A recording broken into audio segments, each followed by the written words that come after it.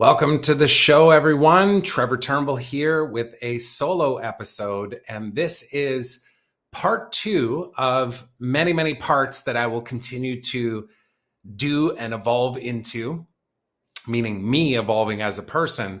I call it the 12 dimensions of life. And to give a little context and a little bit of backstory on this, so 3 months ago, I recorded an episode called The Vulnerable Honest Truth About My Pursuit to Have It All. And then on the thumbnail for the video itself, I put the 12 dimensions of life, part one.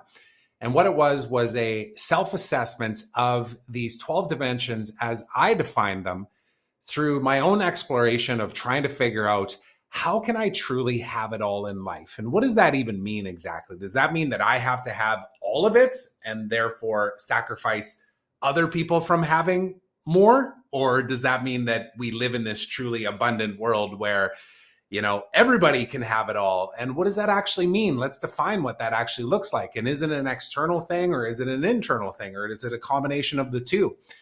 It led me down a pretty deep path of trying to explore the answer to this question. And, in part of the process of just defining these 12 dimensions of life, I did my research and I dove deep on a number of different things. So I've been, for lack of a better term, working on myself now since, I would say, really in a dedicated manner since like 2013. So I attended a transformational leadership program in 2013. I was enrolled by a guy by the name of Lewis Howes, who I'm forever indebted and grateful for enrolling me in that. He enrolled me with the intention that this is going to make you get everything you want in life, all the finances, all the impact, all the influence, all the stuff that was so ego driven, where I was like, I'm in.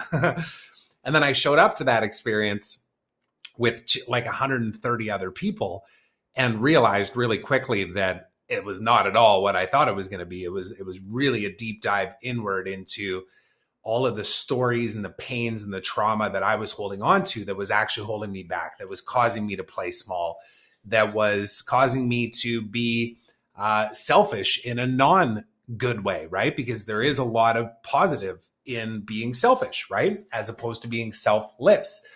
And, that was kind of the beginning of it. And then since then, there's been many, many iterations of, experiences that I've dove into. There's been many books that I've read. There's been many programs that I've been a part of. And one of those was Lifebook. So Lifebook has their 12 spokes of life, I believe they call it. Maybe they even refer to it as dimensions as well.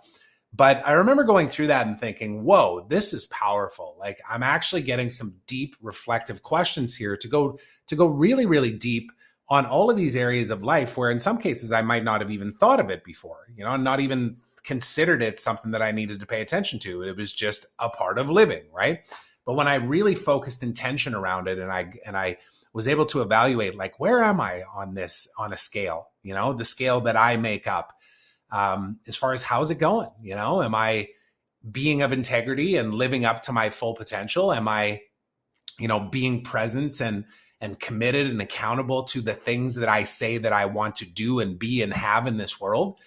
And, in going through that though, too, I also had a few areas of it where I was like, I don't know if I really understand what they're trying to say in this one section, or even if I align with it. So I started exploring other things and I pieced together what I thought was ultimately what I felt the 12 dimensions of life are. Now, you can probably break this down into 1,200 if you really wanted to, but these main core areas of life that ultimately, to me, make up having it all.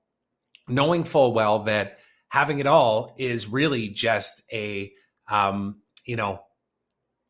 I am statement of I am enough, I am love, I am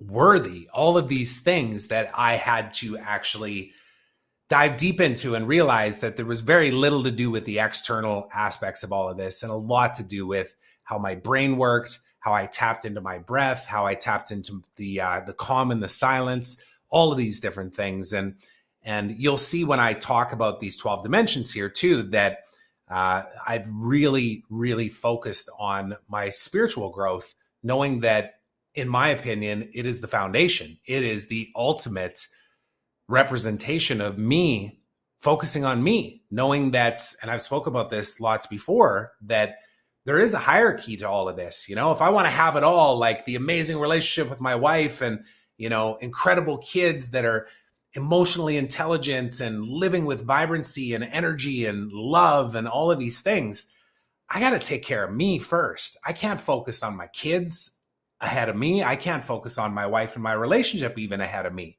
It has to go in a hierarchy of me first, you first, and then my relationship with my wife, my life partner, the person that I'm choosing to live in this world with, and then my kids. And a lot of times I think people get that backwards. And even me too, I thought at times, you know, like if I can just make sure that my kids are good, then my relationship will get better. It's like, no, you make your relationship a priority and your kids see that, and then they model that and they see how you show up, and they start, you know, showing up in a way that is reflective of who you're being as opposed to what you're saying to them.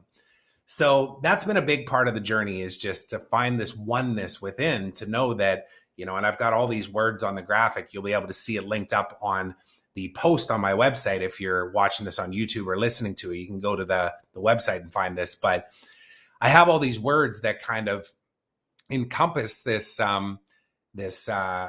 way of being, you know, which is self-actualization, consciousness, enlightenment, gratefulness, awareness, intuition, oneness, presence, creativity, curiosity, beauty, and love. Now, again, these are just words. We can define these differently. You might say it's one thing and I might say it's another, but they are words that are extremely powerful, and they're ones that I choose to embody. Now, I'm on a journey to figure out what that even actually means and to then dive deep on these different topics. But the spiritual growth and journey for me has been the foundation for me to be able to access that. And, you know, I think the first thing that I want to start with here too, before I get into the ranking system, because what I did on the last episode was I just broke down how I defined each one of these 12 dimensions. And then I gave myself a score. And then I said I would come back in 3 months and I would rank myself again. And again, you know, the ranking system right now is arbitrary, you know, like it's 0 to 10. It could be 0 to 100. Right now, I'm going to keep it 0 to 10. But maybe next time I'll switch that up and just give myself a little more flexibility to say, I'm a 63 and now I'm a 67, you know. But right now, let's just keep it simple, 0 to 10. And the numbers that I chose were just straight up based on gut feel, right? And in fact, I need to get my pen out because I need to write these down, because I haven't done this. I haven't done the assessment for part 2 yet, but I'm going to do it as we go here. So let me just talk through these first, because one of the things that I realized too is that I've redefined the description and the words that are used to define the different 12 dimensions. Not all of them. Some of them are still the same. And I'm like, yes, I'm still very much aligned on that. Others have shifted and changed. And I'm going to explain what I mean by this and why I made these changes as well. In fact, I have all my notes right here. So in fact, maybe I should just do it as I go. I'm going to talk through each one, and then I'm going to explain whether or not I changed the dimension or not, the name of it, and then how I define that. And then again, you know, like if you're watching this and you're thinking, okay, I kind of like that, you're probably also going to think, I don't know if I align with that. And that's okay. Let me just say that out loud. There are many ways to define this. What does it mean to have it all? It's different for everybody. And truth be told, there's a lot of it where in my journey, especially even in the last 3 months, I've said to myself, maybe I do have it all already. What am I trying to strive for? Why am I telling myself that I don't have it all yet? I do have it all. And therefore, then I become that. And that's pretty deep. But that's something that I've been really reflecting and going deep on lately is, why do I constantly think like I need to chase this thing that I don't think that I have the ability to attain? That's like unattainable, instead of just embodying it and being it right now in this moment. So just a side thought there.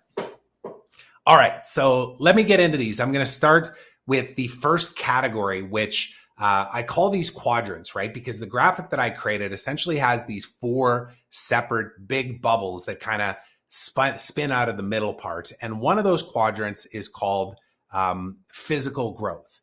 So under physical growth, I've got self-care, fitness/exercise, and health/nutrition. And I've kept all of those exactly the same. Now, let me dive a little deeper into self-care. So what I mean by self-care is, sleeping, getting out into nature, breath, doing things that create enjoyment in my life.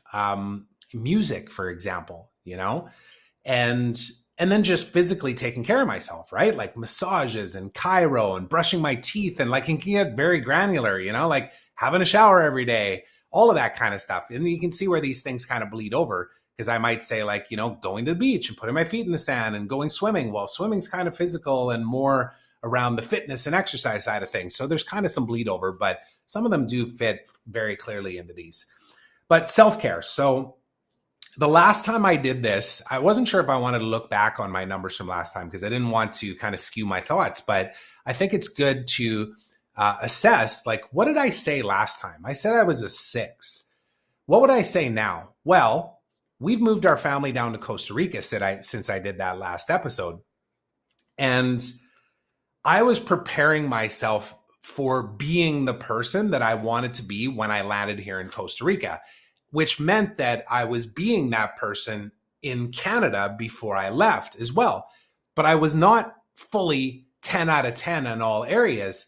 But when it came to self-care, this was one of the things where I said, I'm going to lean into this thing. I'm going to make sure that I'm going to bed around 9 o'clock, getting the kids to bed, and then going to bed myself. I had a really bad habit before of staying up from 9 until midnight and catching up on all the stuff that I didn't do during the day. And I've done that a couple of times since I've been here, but not typically for work. Usually, it's researching vehicles because we still haven't bought a vehicle since we moved here, and we're renting one, and we just need to buy a vehicle. So I've been putting some hours into the evenings a little bit here and there. I want to say, in the 3 weeks we've been here, maybe 3 days out of those 3 weeks, I've spent some evenings working a little later than I wanted to, and then got to bed around 11 or so, which quite frankly, like going to bed at 9 versus 11, man, have I seen a huge difference. It's made a huge difference in my life. And then, of course, when I think about these other buckets, like getting out into nature, I make a point to get outside every single day, periodically throughout the day. But then when the kids are home, which they may actually walk in here while I'm recording this episode. In fact, I'm going to close my door right now and lock it just so that they don't come in, which might cause some turmoil anyways, because if they want in, they're going to come knocking. But that'll at least keep them at bay for a little bit. But getting out into nature. So the kids come home around 2:30, 3 o'clock, and I make a point to either go in the pool with them or get their shorts on and bring them down to the ocean. So I'm feeling really good about how I'm taking care of myself. And, my wife and I had somebody come in and do massages for us the other day too. Just set it up in the master bedroom, and, they bring the mobile table and stuff, and we took care of that. And so I'm feeling really good about it, but I know that there's still areas that I can improve, but I am going to bump myself up. I'm going to give myself an 8 on that. So, that's a +2. I'm pretty happy with that. That's something that I said I need to prioritize my self-care, which meant slowing down, which meant saying, no, you don't have to go and do that work right now. It can wait till tomorrow. And if you don't have time to do it tomorrow, or the next day, maybe you should just knock it off your list completely and just not do it. And that's been a huge, huge breakthrough for me. Huge. Because I'm prioritizing my self-care ahead of one of these other quadrants, which might be, finances, for example, but approaching it from the perspective of why can't I take care of myself and watch my finances explode? And I'll get into the finances here in a second when I get to that one. But this is where you can see all of these things kind of overlapping. And like when you lean into one thing, other things actually can amplify as well. And yeah, I'm just a big believer in it, and I'm leaning right into it. So that's the first one, is self-care. Secondly, fitness, exercise. So I ranked myself a 6 on that one as well last time. And that was because I was kind of working out when I was back home. I had kettlebells and I had lots of great equipment actually at the house. Didn't have a gym membership or anything. And I was getting out with kids a little bit here and there and going for walks, but like I wasn't running, I wasn't working out, I wasn't going to a gym or anything. Now I'm here and I have a gym membership and I go religiously, like it's 4 to 5 days a week. And I actually want to increase that. And, not just getting in the gym, but also I've only been out surfing once. I just have chosen again to prioritize other things to make sure that our family gets settled, to get this vehicle, all of these things where I was like, the surfing can wait. Like I'm really itching to get in there like 2-3 times a week and buy my own surfboard and all that. In fact, I'm going to put it up on the wall right here so that it's a part of my backdrop for when I record videos. But I just haven't, been able to get out there much. But I've stepped it up on my fitness too. And man, have I noticed it. Like, guys and maybe gals too can relate to this. But when you have that little kind of bulge that goes over top of the belt when you lean over and you're like, ugh, this does not feel good. That's how I was feeling. Like I've never really been overweight. Like I've never been overweight.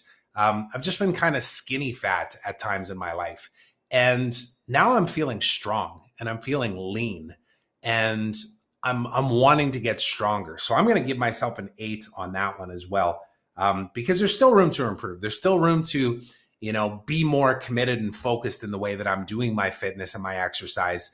But consistency wise, I'm showing up, just about every single day and making sure that I get to the gym. And that's again, part of like my morning routine.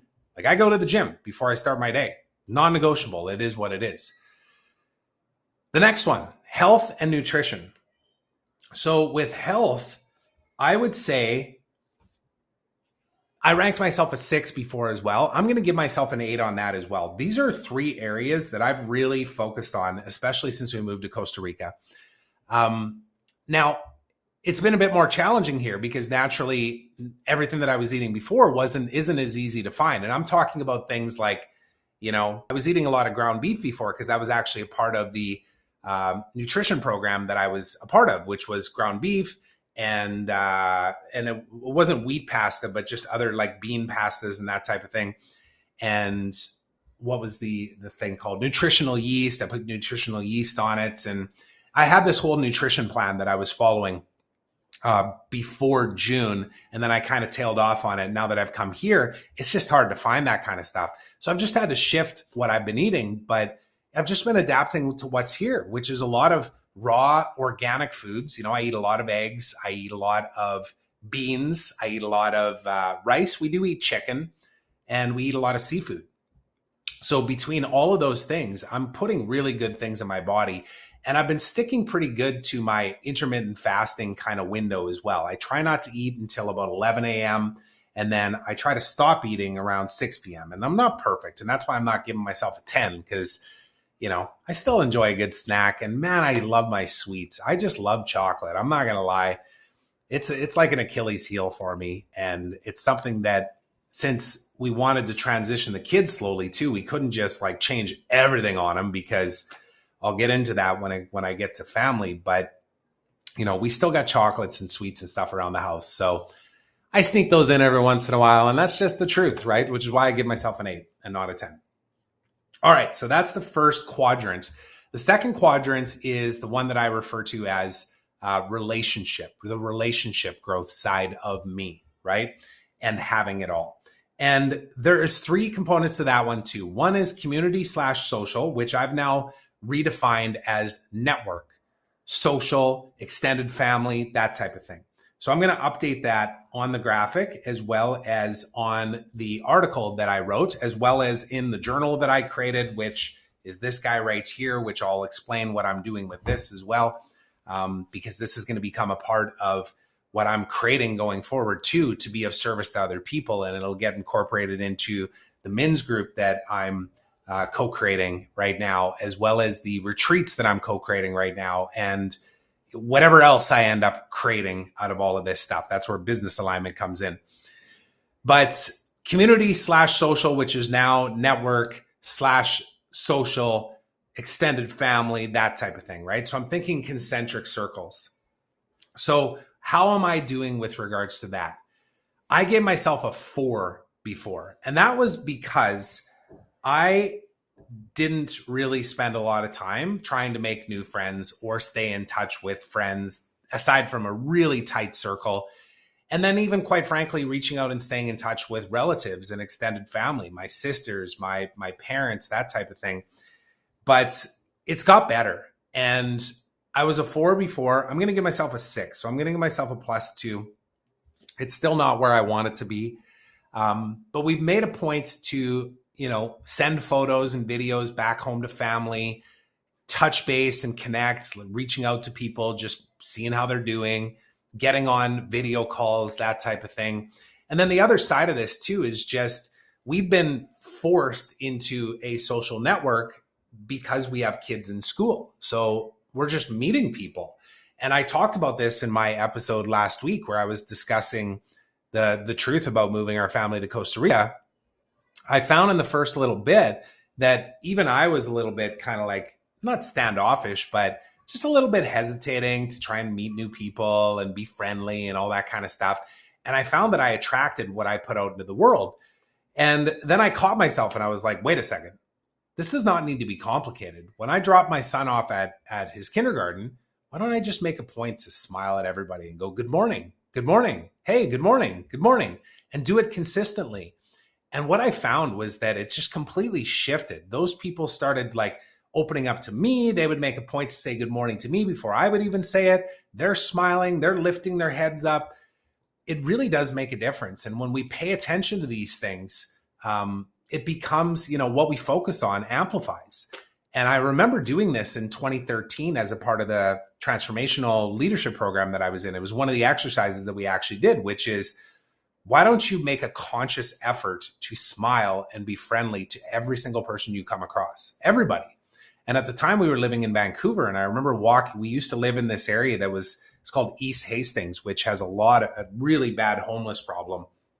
And I would think to myself, well, like those people too, should I be looking down on the street where I can see people literally smoking crack on the street and smile at them? And I thought, yes, these are humans. These are people that are experiencing a lot of pain right now and trauma. And there's a reason why they're there. It's not because they just chose to be addicts. They had circumstances in their lives that brought them to that place. Nobody wants to be in that situation.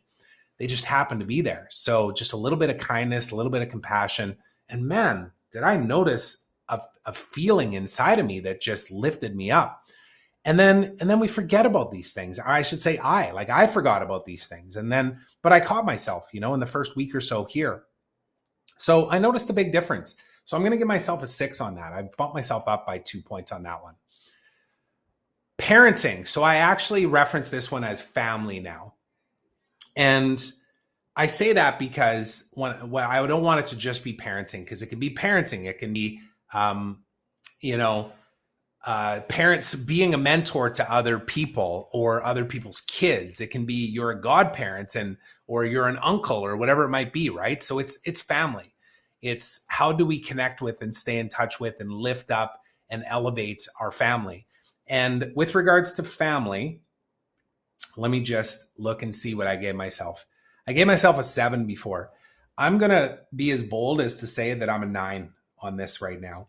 And the reason for that, I just keep going up by 2 on all of these, but that's what just feels right. And there's other areas where I'm going to say that I'm less than what I was last time, but I'll get to that. So I'm a 9 right now. And the reason being is that, for a variety of circumstances that happened leading up to us moving here and then landing here and realizing like, whoa, this is a major, major milestone and a disruption in our life, in our family's life. And for me, I was kind of like, let's do it. I was excited. I was pumped. I was preparing myself to be here. I was mentally visualizing being in the pool, taking the kids to the beach, going surfing. I was here already 3 months ago back in Kelowna, but my family was not. My wife was not. My kids were not. They were talking about it, but they really had no idea. And in the first couple of days, it was extreme, very extreme. The kids were saying, well, I want to go home. We are home, son. No, not this home. And they were missing family and friends and just the familiarity of their life. And I put 90% of my life to the side, aside from taking care of me, self-care, physical exercise, all the spiritual stuff that I'll talk about. And I just made sure that my kids were good. And it has not come without challenge. It's been extremely challenging.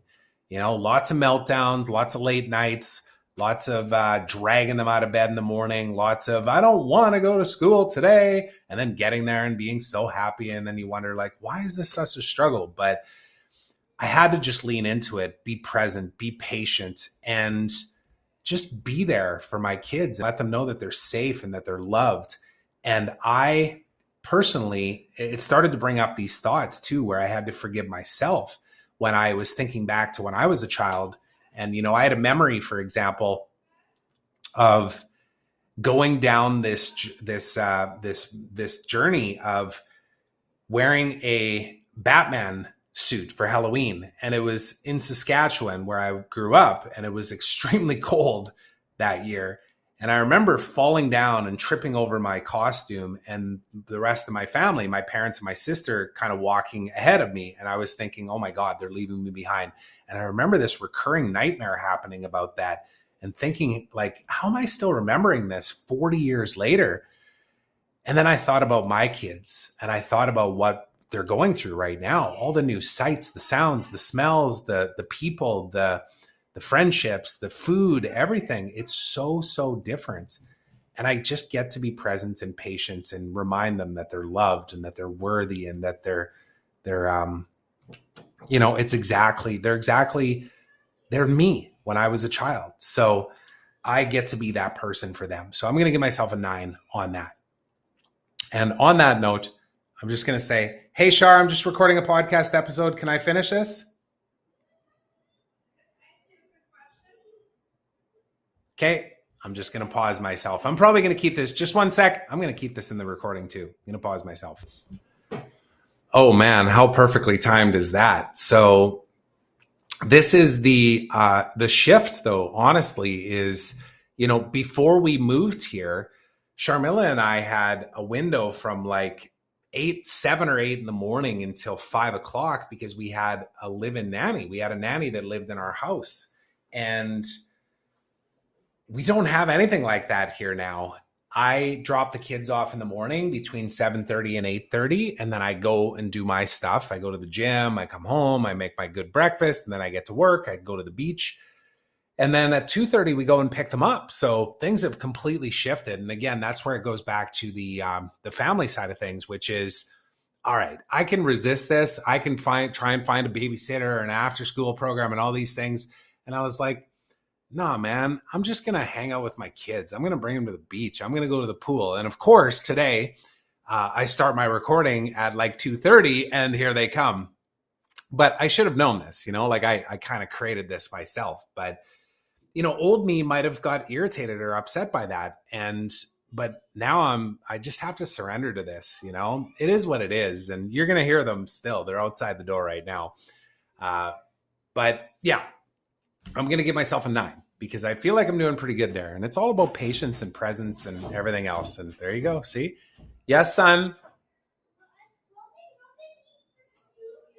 Oh yeah, go upstairs and eat your smoothie. Mommy made you a smoothie.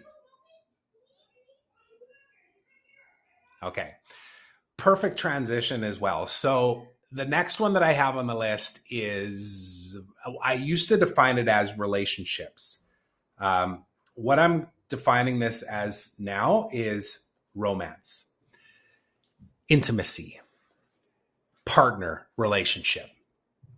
And the reason why I shifted that was, again, it kind of goes back to what I experienced in 2013, because back then I created a contract. In fact, let me grab this thing and see if I can show it on the video, if it's even here. My son keeps grabbing this and hiding it on me. Is it here? No, it's not here. Okay, so my son has hidden this. It's this like diamond thing, but on it, it says, I am a vulnerable, honest, romantic man. And that contract that I made with myself was done when I went through that experience. And really what it was, what do I want to embody? Who am I? Who am I aspiring to be? And I was aspiring to be more vulnerable, to speak my truth out loud, to be more honest, to not have to just be the nice guy that says the nice thing and doesn't want to upset anybody. I want to speak out loud. I want to be able to be honest, but in a caring, loving kind of way, right? And then I want to be more romantic, and romantic meaning in my relationship with my wife. And, in the 3 weeks that we transitioned to move here, my wife, I've kind of joked about it and I referenced it in the last podcast I did, but, I landed here and was loving it from the minute that I got here. The kids landed here, hypothetically, about a week into it. The first week they felt like we were on vacation and they wanted to go home. My wife hadn't landed here and quite frankly is still in the process of actually landing. I think that she's now in the vicinity of Costa Rica. So she used to be over Utah. Then she was about around the Texas area. And now I think she's pretty darn close to Costa Rica. She might be over top of Nicaragua right now. I'm speaking tongue in cheek here a little bit, but she's really struggled with it. And for a variety of reasons that are not really for me to say. It's for her to tell her story whenever she's ready, if that day ever comes. And if it doesn't, that's okay too. But, one thing that I committed to last week in a men's group that I'm a part of on Mondays was that my vulnerability in action was going to be that I would go out of my way to make sure that my wife felt seen and heard and acknowledged and loved, and that we would make time to be with each other, to go to date night again, because we had a really good thing going before we left for Costa Rica, where every Friday it was date night. And we went and explored all of the wineries around Kelowna, which are incredible, in West Kelowna in Canada. And now that we're here, I look around this place and I'm thinking, oh my God, there's so many places that I want to go, but we just can't bring our kids to a lot of these places. We just can't. So, well, how are we going to make this happen? We don't have a nanny. We don't have any family here. We don't really know anybody well enough to trust them with our kids right now. So I guess we just called it in, where we ended up meeting this 21-year-old gal who was serving us at a restaurant, who was just getting along so great with the kids. And we found out that she was waitressing there and working another job and going to school. And she was dating the son of the owner of the restaurants. And, everybody knew who she was in town. The guy that we rented our house from knows who she is. Just very reputable, right? Where we're like, okay, I think we can trust this person to be with our kids. And, it's just, you're always a little hesitant because you just don't know. But we did. We had her come over and she was just incredible with the kids. And we stayed for about an hour just to make sure the transition was okay. And quite honestly, our kids ignored us for the whole hour. They just totally obsessed with this gal who was playing with them and giving them all the attention and going in the pool with them and all of this stuff. And we were able to go for a beautiful, it wasn't even dinner because we weren't even hungry. We hardly eat anything here. And when we do, it's just such fresh, rich food that you get full really fast. So we went down and we had ceviche and tuna tartare down on the beach. We watched the sunset, had a couple of drinks, had a great conversation, really connected, really had an opportunity to speak as adults outside of being just parents and just trying to get through the day, navigating the meltdowns that our children seem to be going through multiple times on a daily basis. So when it comes to relationship that I've now redefined as romance or intimacy, I'm going to give myself, I had myself as an 8. I'm going to keep it as an 8. I'm going to say that we kept our word to say that we are going to make time for each other. And we are also going to start integrating what we were doing before with regards to quarterly retreats for the two of us as well, a couple retreat where we would go away for a full night at least, maybe even 2 nights. Now, we still need to figure out how that's all going to work because I don't know if we can hire a babysitter to do that, but we do have some family coming down here in October. So I think it's going to work out where we can scoot away for 2 days and we can, even just be down the street. There's so many beautiful resorts here that are right on the ocean and fairly inexpensive too, with amazing restaurants and nice pools and all that kind of stuff. So we'll get away and we'll have some time to connect and, do our life plan together and talk about next steps and what do we want and where are we aligned, where are we not, what are we doing to better ourselves so that we can better our relationship. All of these things that we committed to almost a year ago and we're pretty consistent with up until the time that we moved and then we had all this disruption. So I made a point to make sure that we did that again. So that one, no improvement, but no decrease in it as well. I'm going to say I'm an 8 on that one. So those are the 3 areas related to relationship growth. Now, 2 more quadrants to go here. The next one is around business growth. Now, this one's going to be interesting when I explain what's going on here. So the first piece of this is finances. All right, here's the truth about finances. I was a 7 before.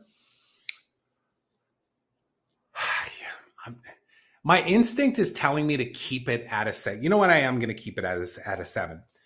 Here's why. So before leaving for Costa Rica, Sharmila had a job that she actually quit and then became a contractor to that company.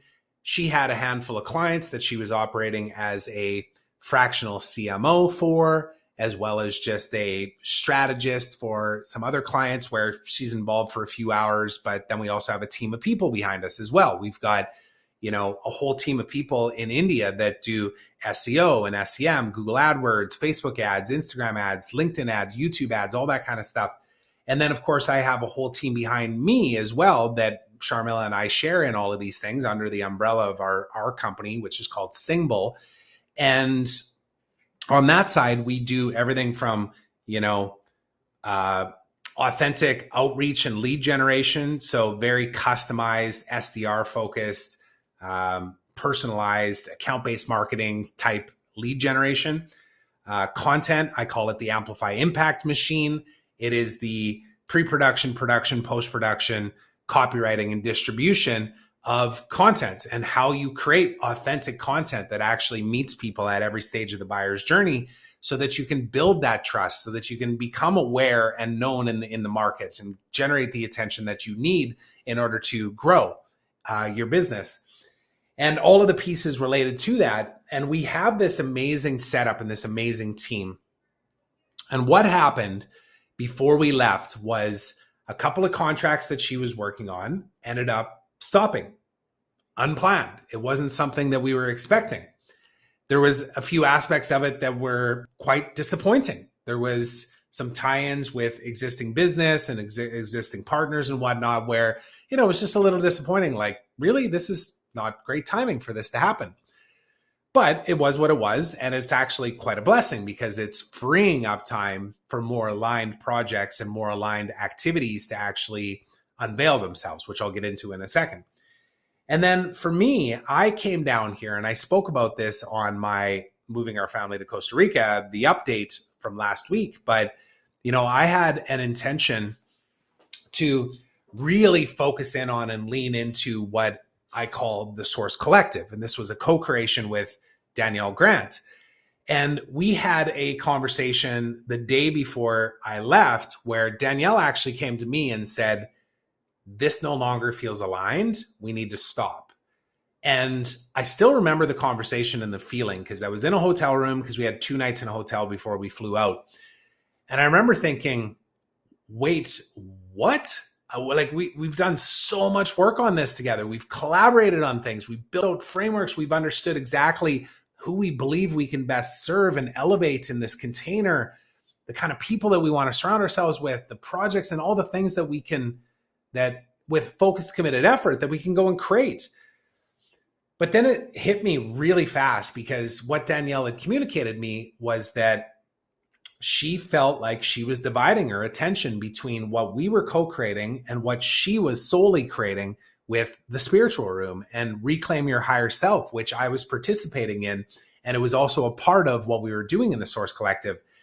And I had experienced Reclaim Your Higher Self and understood even myself too, that this is foundational work. And that when you start to hear these callings or when you start to feel your intuition saying, you're misaligned, you need to go this direction, in the past, I might have went, yeah, that's crazy because I'm already this far down this path. We're going this way. Now what I do is I go, yeah, I think you're right. And part of me still kind of, feels a little turmoil inside or a little bit of churning inside. But another part of me just surrenders and goes, yeah, this is what it is. And this is not, the story that I might have told myself was like, oh my God, we're breaking up. We're never going to do anything together again. Are we still going to be friends? What's going to happen? But it never really came to that, or at least I never went there in my head where I might have in the past. Now I was just thinking, okay, well, I got a clean slate, unlimited possibilities. What do I want to create? And I was excited for Danielle too, to really lean in and own what she has been working on for, well, really for the last 20 years, but really in a dedicated manner for the last couple of years, and really focused on in the last 3-4 months.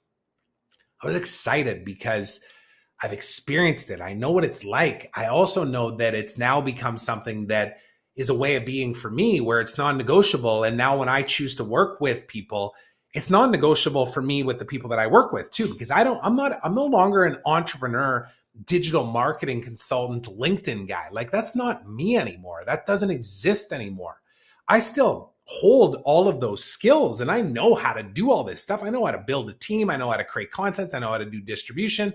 I know how to drive leads. I know how to build funnels. I know how to do sales. I know how to do all of these things. And I support people on that stuff. But I just know that if you focus solely on that and you have this expectation that it's going to look a certain way and then you don't get there and you think you failed, man, you failed before you even started. You really did. And is that what this is really about? Is this just about feeling like we are worthy because we've hit a certain sales goal or we've attained a certain status, a certain amount of influence or impact? Or is it about actually becoming one with yourself and knowing that when you do that, everything amplifies around you? You magnetically attract the people that you're trying to serve in this world.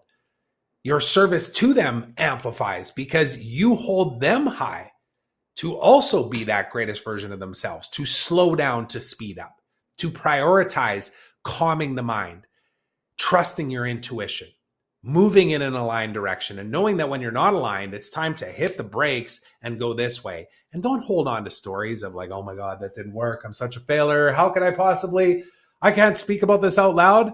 Well, look at me. Look at me. I spent a lot of time on the Source Collective, probably too much time thinking about it.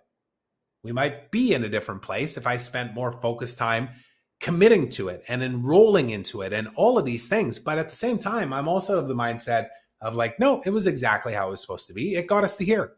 It got me to here to be able to have this conversation on this podcast. So what a blessing. But naturally, there was finances tied to that. There was, goals that had been outlined and defined and stuff, and now it didn't exist. So that was something that I had to sit with and go, okay, are you okay with this? Well, yes, because I had prepared for us to move here. My wife and I both had prepared for us to move here. So financially, we're good. We're good.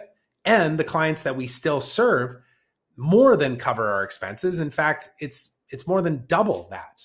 And it fluctuates, of course, too, right? Because we have variations in the way that we work with clients, and some come and some go and some expire to the point of where we're taking them to so that they can go off on their own or whatever it might be. So yeah, I feel really good about where we're at with the finances. And then of course, the other side of this too is that, we still own our home. We rented our home. We more than covered our mortgage and our expenses there. We were able to keep all of our stuff that we decided to keep locked up downstairs. We have savings. We have, I sold my business, so I have shares in a parent company that currently has no way for me to make that liquid, but it's going in the right direction. And I'm on the sidelines right now, not really actively participating in what's going on there, aside from just being an advocate and, making people aware that republics exist, which I'll link that up in the show notes for everybody if you're interested in looking at the new way that agencies can operate now, where there is a collective of world-class, best-in-class agencies that are now under one umbrella through acquisition. and how that's being streamlined into better processes, better results for clients, not having to split your efforts between multiple vendors. It's all under one roof.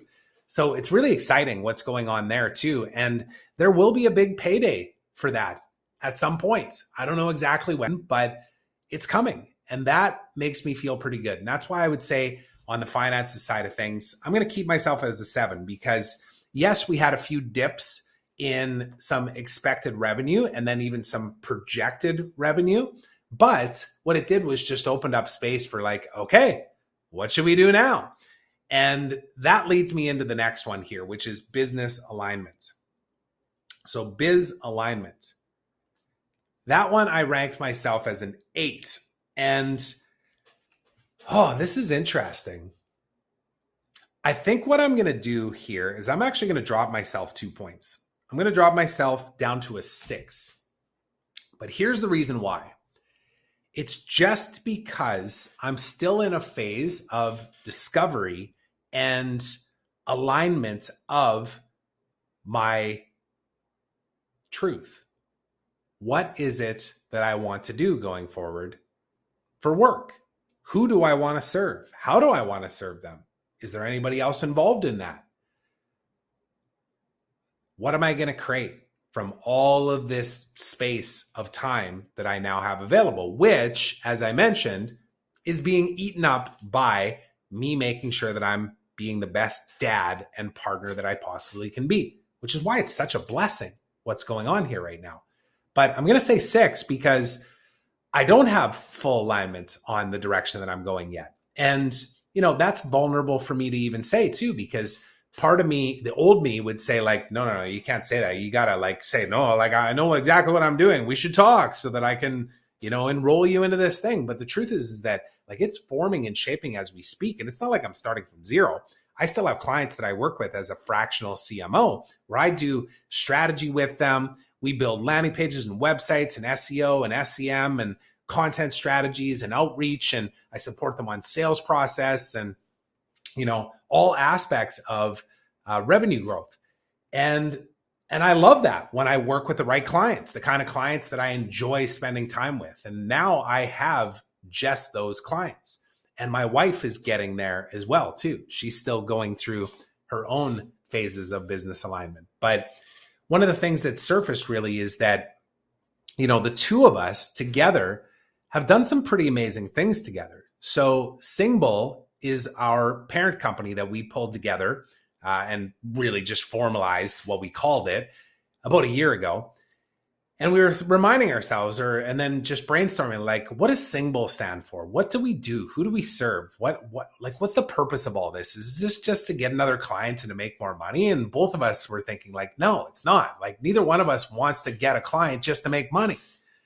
There's no fulfillment in that. I don't want to get up and work on other people's shit when I can be working on my own stuff. It just makes no sense.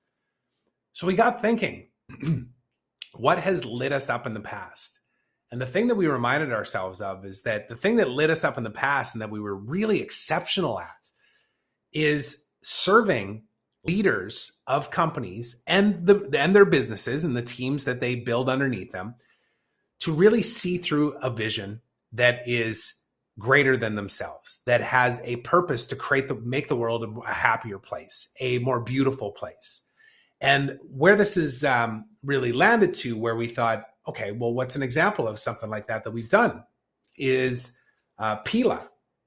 So in 2000, I've known Jeremy, the founder of Pila, since 2001, 2001, somewhere in there. But in 2008, 2009, he started to talk about this idea about this biodegradable phone case that he was inventing essentially and getting funding for and wanting to launch off the ground. And I, at that time, was thinking like, dude, this sounds amazing. Like, let me help you. We'll help you go get the funding. We will build your first website. We'll tell the story. We will do the photographs. We'll do the design. We'll create your logo. We will hire your first employee. And we did all of those things. We built his first e-commerce site. We launched his business with him. And we helped him figure out how to get the funding to be able to support and fuel all that stuff as he was in the startup phase. And then as the company continued to grow, Shar and I started doing different things because we've done lots of things over the last 10 years. We've constantly reinventing and deciding what wind we want to, attach our sails to or lift our sails up into. But just thinking back on that is like, we helped start all of that and did everything within that business. And Jeremy has been very outspoken and vocal about the fact that he's extremely grateful for the support that we gave him. And what a blessing. It's time to tell that story. It's time for us to step into that. We serve these change makers, the people that have crazy ideas where we look at them and go, that's inspiring shit. Like, I want to be a part of that. Let me bring my gifts to the table on this. And not just as a digital marketer, but as a visionary, as a creative, as somebody that can take your idea and then go, oh, wait a second. I need to connect you with this person because this collaboration with that's going to be magical. I don't even know how it's going to happen yet, but I know this person and I know this person, and I have an idea of how to explain that vision. And I know the steps to be able to make it come to fruition, whether it is the funding or the storytelling or the content creation or, the website and the landing pages and all the technical aspects of, marketing a business. This is what we do. And that's why I say even too, we're a 6 because me and Shar are still fully aligning on like, well, who's the next Jeremy that we get to serve? And we already have some ideas in mind, and we're already in conversations with different people where at varying levels of, just operating as a fractional CMO all the way up to taking an equity position in a company and pouring our resources into something where we're maybe not making as much money up front, but the back end potential is just massive. This is what we're entertaining now. And that's super exciting and probably wouldn't have had the opportunity to surface if we didn't have all these other things happen. So that's kind of full circle of me saying, all right, so the finances dipped a little bit, but I think we're still actually at the same level. The business alignment, all right, I think we dropped a couple because we're trying to find the alignment. We are still, and it's not even trying to find the alignment. The alignment is always there. It's just whether or not we will see it and then take committed, focused action with confidence in that direction. And that's honestly where we are right now. And we just quite frankly haven't had the time or the headspace to really do that or to make that a priority because we're more focused on our kids and turning this house into a home and getting a car and adapting to the food and the weather and being sick for the first 2.5 weeks that we were here and all of this stuff. So that's just the honest truth. Business alignment, we're a 6 right now, but I guarantee you that one has room to grow and it's only going to go one way. It can only go up. All right. So the next one, influence and impact. This one I've actually renamed to, I got to remind myself now because I just created this, community. So I renamed this to community because ultimately, if I want to create impact in this world and I want to have influence to be able to inspire people to step into their big, crazy ideas and go, you can do this. And here's how. And let me support you. Hold my hand. I'm going to jump off this cliff with you. Man, I got to build community. I have to be a contributor to community. And that means everything from my social network, my community online of people that some of them I've never met in person before, but just being of service, just being engaged in the conversation, finding my tribe, all of that kind of stuff. But then also building that community, knowing that when I surround myself with people that think the way that I do and that aspire to be greater versions of themselves at all times, and they will push constantly, but not at the expense of their health, but rather with the intent on constantly elevating, man, you can't help but elevate when you get around people like that. So I've proven to myself that I can actually create containers like that and bring people into those spaces by doing the retreat that I did with Mike Prince. And of course, I have many other examples of that, how I've done that over the years with different programs that I've ran and how we've ran group programs. And, Danielle and I have run many, many masterminds together where we support people on their sales and money mindset. That was one of the groups that we ran. The Source Collective, of course, that was another example of this where, did we create impact and influence on the people that were a part of that and that we had join us on calls and everything? 100%. Those people spoke it out loud, how the conversation was enlightening. It was uplifting. It had them move in a committed, focused way in a direction that was getting them more connected to their own oneness. Like that inspires the shit out of me.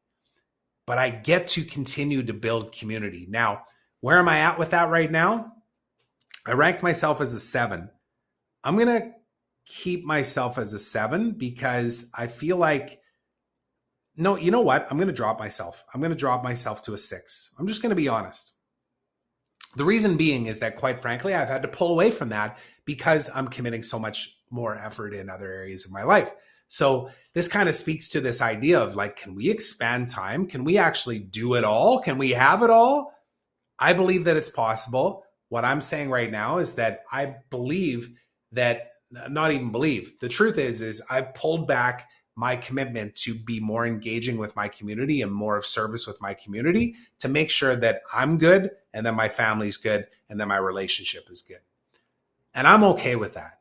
I'm okay with that right now. And then I will move into this space where I get to expand time and I get to do it all. And I get to create the influence and the impact that I know that I'm here to create. I am here to serve the change makers of the world, to elevate them, to amplify their impact, to have them be in my circle of being reality creators just like me. That hasn't changed. So since the last time I did a recording like this, I spoke about that. That's still who I am. I'm just going through a season. I'm riding a different wave right now, which says my family needs me. My wife needs me. I need me. I need me to show up and be the greatest version of myself. And if I don't do that and put my own mask on first, I cannot be of service to these other people that I'm talking about. So that's the truth. That's where I'm at with that one. All right, down to the last one here. And I wasn't expecting to go for an hour here, but hey, it is what it is. This is a deep topic. So the last one I had labeled before as intellect, character, and mindfulness. Now, intellect and character, I actually borrowed and pulled from Lifebook because I thought, yeah, okay, I kind of align with that. Like character is not, or reputation is what other people think of you. Character is who you know you are or who you believe to be true. Who you believe you are to be true, something like that. And I always resonated with that. I was like, okay, yeah, I can lean into that one. Like, do I believe that? Let me give myself a number, but it's shifted. Intellect, to me, that's a 3D term. When I think about the definition of intellect, I think about like learning. I think about, reading books, all that kind of stuff, increasing my skill set, all of those things. And while I do think that that's important, there's other things that have rose above this. And this is why I say like, there's more than 12 dimensions to life. I'm just creating a bucket that feels right for me to be able to focus my intention and my efforts towards. And then the last one is mindfulness, which to me was just way too expansive. It was not specific enough. So here's how I've broken it down now. Instead of, let me see how I actually corrected this. Yeah, so instead of intellect, what I'm referring to this as is expanded wisdom. So it's very similar, right? You could even say that expanded wisdom and intellect are the same thing because it is about learning. It is about reading. It is about changing your belief systems. It is about consuming information to help you see different perspectives and evolve and open your mind to possibilities. But to me, when I think about expanded wisdom, I think more on a spiritual realm where it's not a 3D analogy here of, intellect from the perspective of like learning a new language. This is more of a deeper dive into a new understanding of yourself and how expanding the wisdom that I understand to be true by tapping into all of this information and these amazing videos and these podcasts and the conversations that are happening in this world now and what we have to tap into from years past. It's just so amazing and foundational and critical to my own personal growth. So it's got its own category now. And I had ranked myself as an 8 before under intellect, but I'm just going to, reassess this from the expanded wisdom perspective and say, I'm an 8 there as well. I'm an 8 there as well, because I feel like I'm making the time and space to consume the expanded wisdom, but then also to reflect on, like, where does this show up in my life? What do I believe to be true? Did that shift anything within me?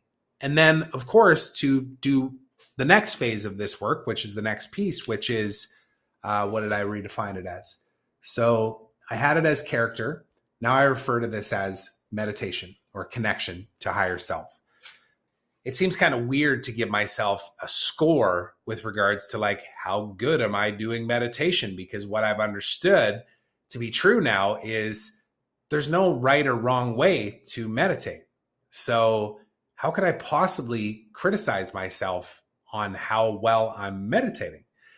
But I think the thing that I can say is, am I making the committed effort and time to be present and aware enough to realize that I can meditate anywhere, anytime, on a rocket ship, even in the middle of a storm? And I mean this literally and figuratively.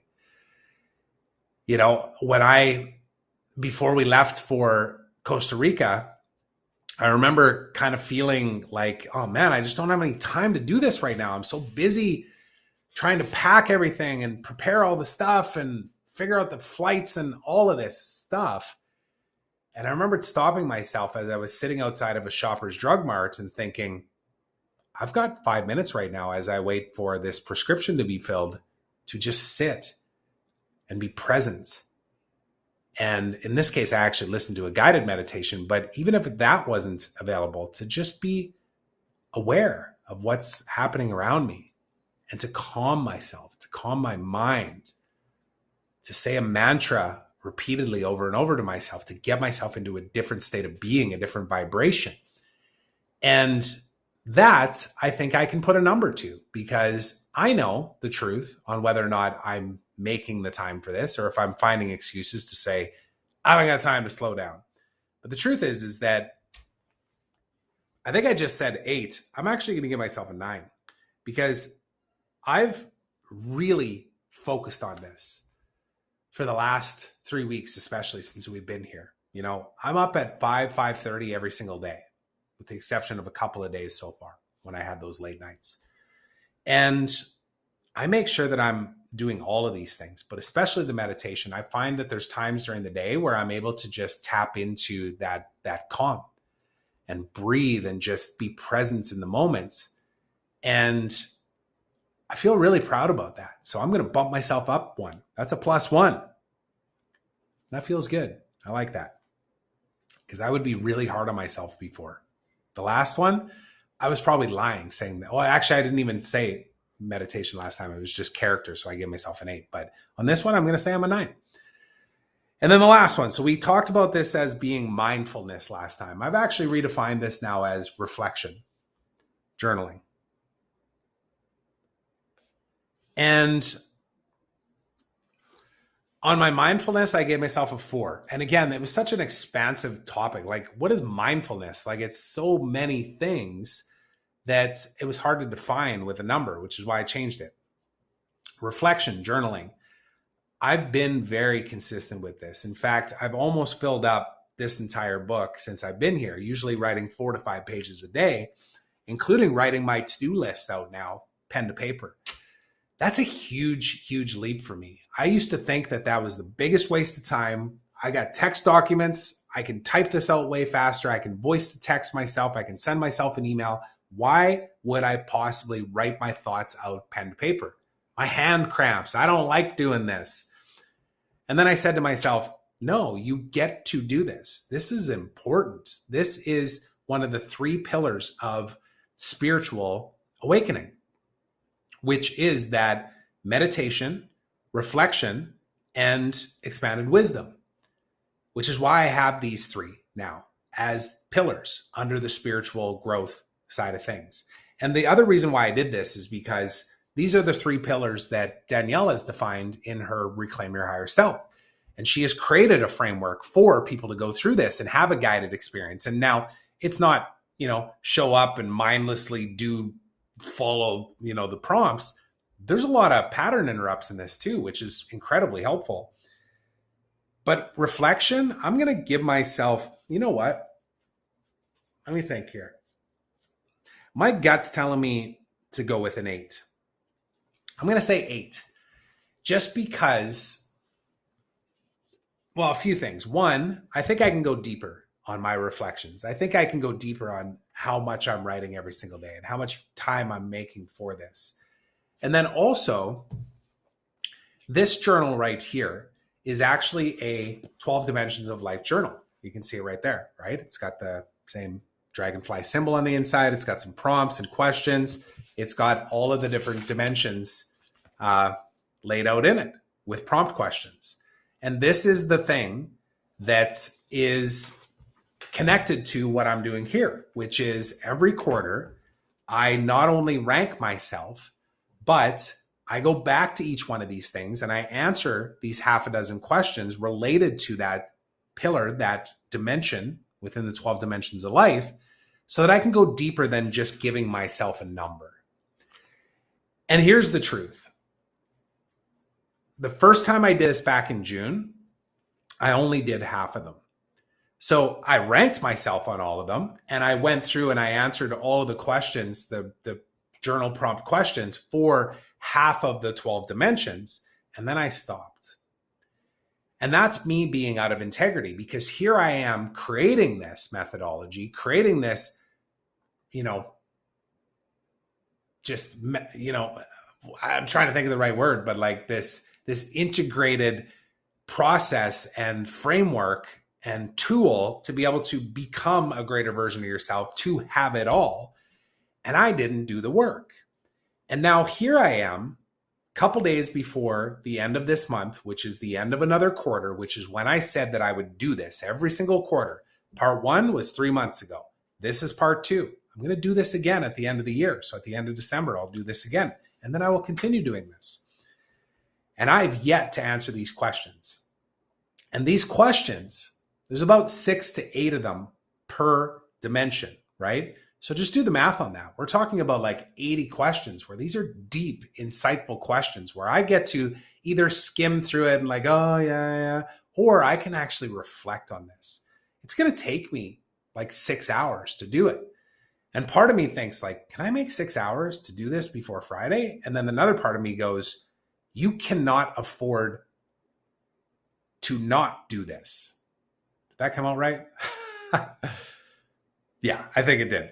And I think you get what I'm saying is like, of course I get to make time for this. If I think that there's something else that's more important in my life, I am not aligning with who I am becoming and who I am committed to serving with these same tools. I get to do the deep reflection. I get to look back on how far I've come or maybe how far I've fallen so that I can recenter myself. I can realign myself so that I can attain, as I have on this graphic, self-actualization, enlightenment, awareness, oneness, all of these words that have many, many meanings and definitions and mean something different to you than they do to me. But to me, what it is just beauty, love for myself. By not doing this, I'm actually not fully loving myself because I get to do this work. And I'll end this episode on that because one of the things that I now know to be true, and I've said it over and over again here, is that all of these dimensions make up, a framework of what I believe it means to be a greatest version of yourself, your higher self, oneness, all of that. And they all have equal balance as far as importance, in my opinion, right? Like my relationship growth is just as important as my spiritual growth, as it is my physical growth, as it is my business growth and all of the bubbles that are contained underneath it. But the truth is that the foundation of all of that is the spiritual growth. It is the deep dive work on me.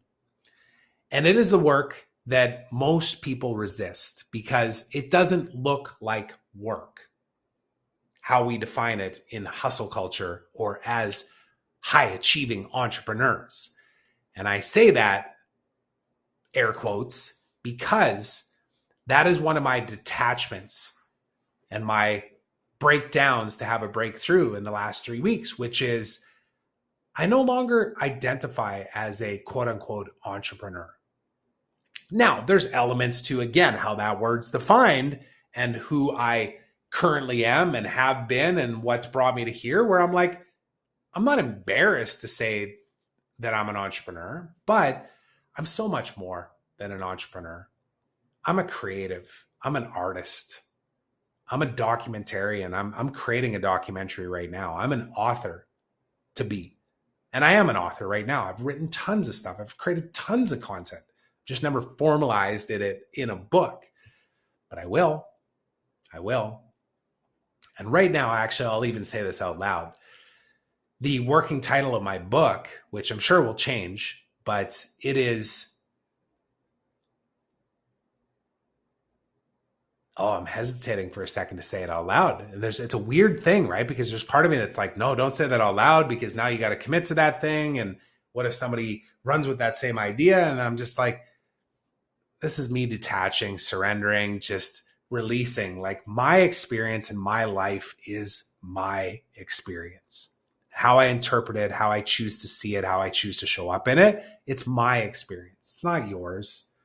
And all amazing things are co-created and ideas are borrowed from other things. So for me to think that I have this like crazy, world shattering idea or concept for a book that nobody's ever thought of before, like, come on, it's just not true. I get to inspire and influence and impact and elevate others by telling the truth and speaking my story out loud and holding other people high and saying, I know it looks like this, but you know what? You just can't see this other thing. I can see it because I've done this work. You haven't yet. Trust the process. Slow down. Slow down. Find the calm. Find the silence. And that working title for the book is You're to Blame for Everything, or It's All Your Fault. Something to that context, because it's about radical, extreme responsibility.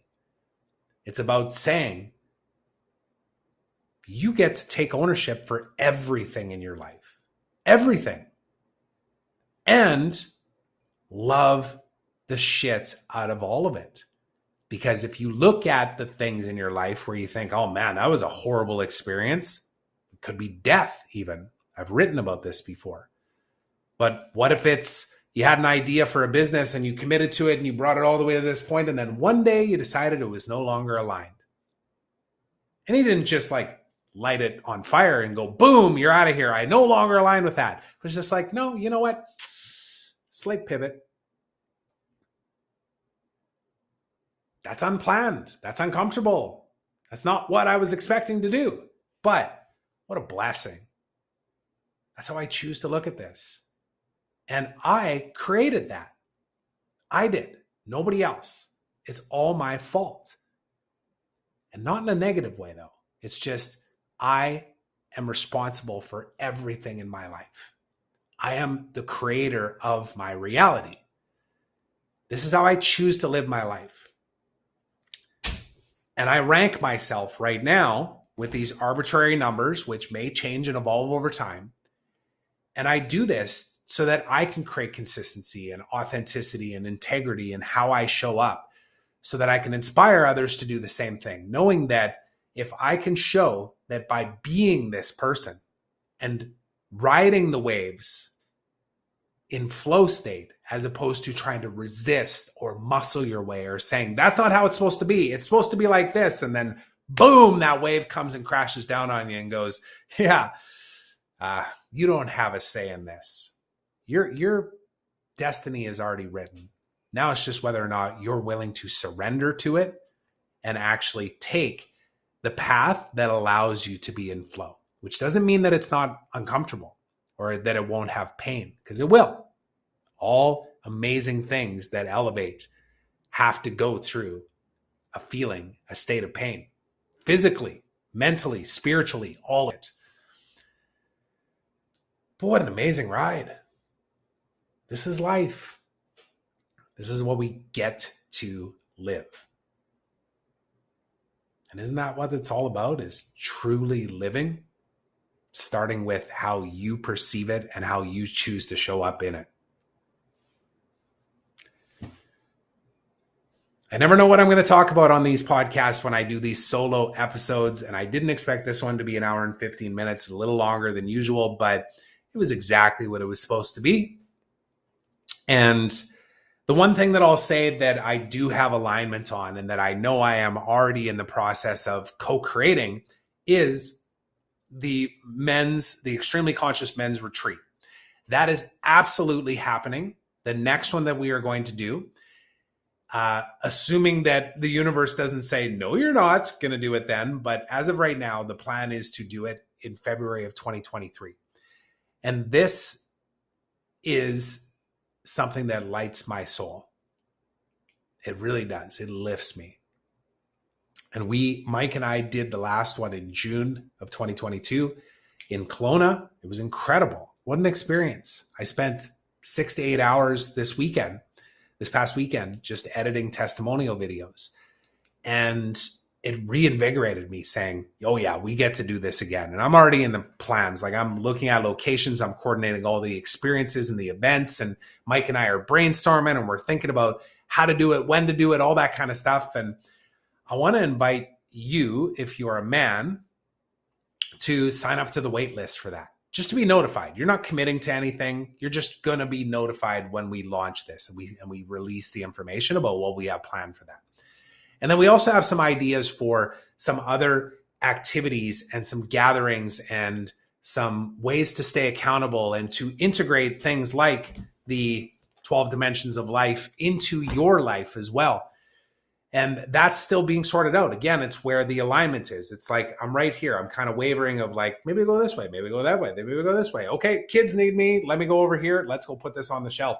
But I'm getting really close to feeling where the alignments of how do we operate in between these live, incredible experiences like the men's retreats, and be able to be of service and create community in between, and really lift the other conscious men, conscious creators, reality creators in this world that will help me raise my kids, that will help become an example aside from dad of what it means to be a man in this world. I feel massively aligned with that.